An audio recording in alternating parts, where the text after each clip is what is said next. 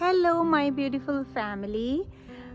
जैसे हमारी फैमिली बढ़ रही है, बड़ी हो रही है, वैसे वैसे बहुत सारे क्वेश्चंस जो बहुत ऑब्वियस क्वेश्चंस है, बहुत बेसिक क्वेश्चंस है, वो भी आ रहे हैं कमेंट्स में। तो आज जो मैं एक बहुत बेसिक चीज़ एड्रेस करने वाली हूँ और मुझे लगा कि शायद इसका मुझे वीडियो बनाना चाहिए, क्योंकि अगर यही क्लियर नहीं होगा तो जो आगे की चीज़ें मैं सिखाती हूँ वे कैसे क्लियर होंगी। और जो क्वेश्चन है वो ये है कि व्हाट इज़ मैनिफेस्टेशन। मैनिफेस्टेशन होता क्या है? बहुत लोग क्योंकि ये जो शब्द है, जब लोग लॉ ऑफ अट्रैक्शन के बारे में जानना शुरू करते हैं तभी उनके कानों में सुनने को पड़ता है शायद। बट ये वर्ड सिर्फ और सिर्फ लॉ ऑफ अट्रैक्शन के लिए नहीं है। ऐसा नहीं है कि जो भी चीज़ आप लॉ ऑफ अट्रैक्शन को यूज़ करके पाते हो सिर्फ वही मैनिफेस्टेशन कहलाती है। मैनिफेस्टेशन है क्या? मैनिफेस्टेशन हर वो एक चीज़ का सकारू रूप है, चीज़ का, बात का, सिचुएशन का, इंसान का सकारू रूप है, सकारात्मक रूप है। मतलब ये कि वो फिजिकली कोई चीज़, आपके माइंड में कोई आइडिया आया कि आपको बैंक जाना है, आपको मंदिर जाना है, गुरुद्वारा जाना है, किसी टूरिस्ट डेस्टिनेशन पर जाना है, और आप किसी भी तरीके से, चाहे आप law of attraction consciously follow करते हैं या नहीं करते, लेकिन आप वहाँ पर पहुँच गए और इसका मतलब है वो आपका मैनिफेस्ट हो गया। आपने फ्रिज लेना है और फ्रिज का ऑर्डर प्लेस किया। सबसे पहले आइडिया आया, फिर ऑर्डर प्लेस किया, फिर डिलीवरी आई, आपके घर पे फ्रिज आ गया। इसका मतलब ये है कि आपका फ्रिज मैनिफेस्ट हो गया। आपको एग्ज़ाम क्लियर करना चाहते थे, आपने उसकी तैयारी की, ऑब्वियसली जो भी उसके प्रोसेस हैं, स्टेप्स हैं, फॉलो किए, लॉ ऑफ अट्रैक्शन फॉलो किया या नहीं किया, लेकिन आपने जो भी स्टेप्स लिए आपका वो क्लियर हो गया। तो इसका मतलब आपकी एग्ज़ाम की मैनिफेस्टेशन हो गई। ऐसे ही जॉब ज्वाइनिंग, किसी भी तरीके का, मैंने आपको इंसानों की दे दी, चीज़ों की दे दी, किसी जगह पे जाने की दे दी एग्जाम्पल, है ना।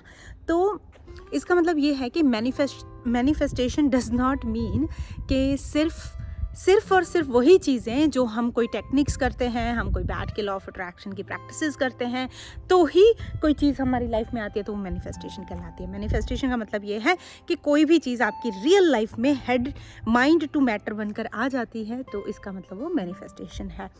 आपके आसपास एयर है तो वो भी एक एयर की मैनिफेस्टेड फॉर्म है, क्योंकि उसको आप यूज़ कर पा रहे हो। It's not just in head कि मुझे एयर चाहिए या ऑक्सीजन चाहिए या सूर्य की रोशनी चाहिए। Surya is in a manifested form, सूर्य की रोशनी इज़ इन मैनिफेस्टेड फॉर्म। एक फ़नी कमेंट आया था, I don't believe in manifestation, तो मैंने उनको रिप्लाई किया था कि whether you believe or not, but manifestations are happening in your life. Your life itself is a manifestation, right? क्योंकि आपकी लाइफ एक ख्याल नहीं है, एक सिर्फ सोच नहीं है।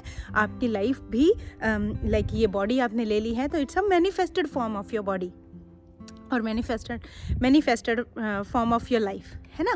तो ये एक हमें बेसिक क्लियर करना होगा कि मैनिफेस्टेशंस कीप ऑन हैपनिंग। हम चाहे उसको कॉन्शियसली करें चाहे ना करें, ठीक है। तो ये था मैनिफेस्टेशन के बारे में।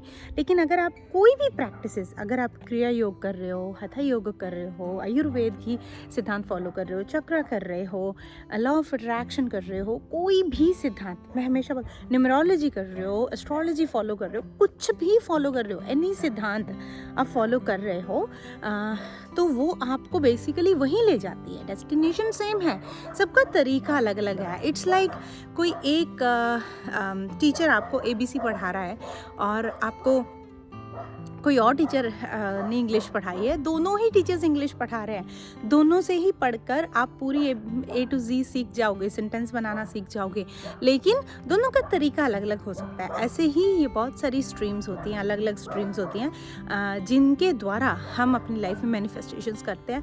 और इनफैक्ट अगर हम कॉन्शियसली इनमें से कुछ भी फॉलो नहीं कर रहे हैं फिर भी हमारी लाइफ में मैनिफेस्टेशंस होके आती हैं, फिर भी हमारी लाइफ में चीज़ें रियल लाइफ में बनकर आती हैं, क्योंकि हम अनकॉन्शियसली चलते जा रहे हैं। हो सकता है कुछ, हाँ, मैनिफेस्टेशन का मतलब सिर्फ ये नहीं होता कि कोई पॉजिटिव चीज़ ही हुई, एनीथिंग है, एनी हैपनिंग, कोई भी चीज़ हो रही है लाइफ में, सब कुछ मैनिफेस्टेशन है।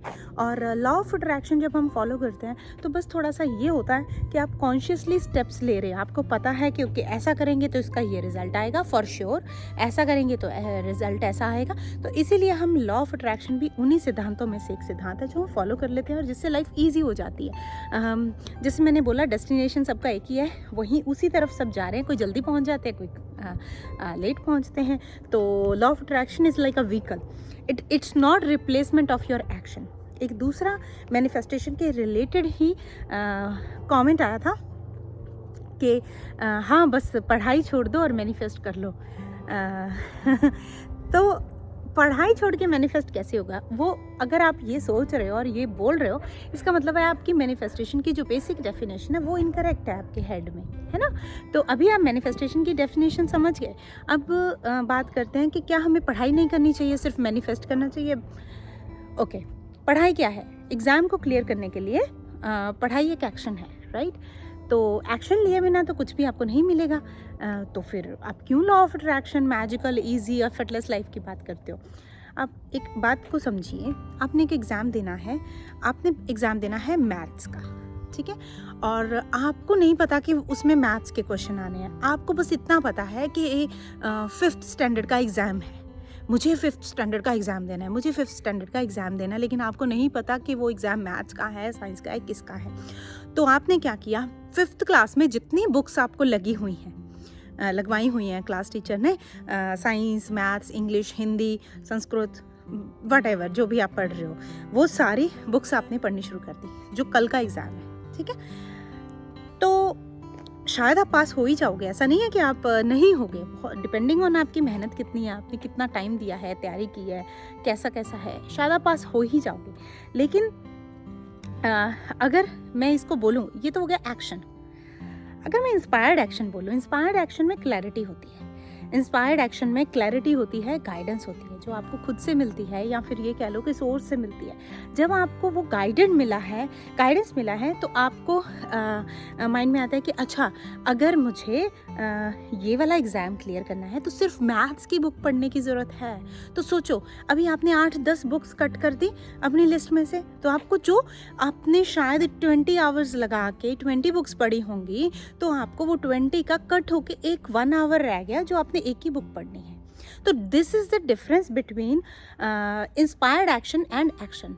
बट पढ़ना इसमें भी है, ऐसा नहीं है कि आपको नहीं पढ़ना है।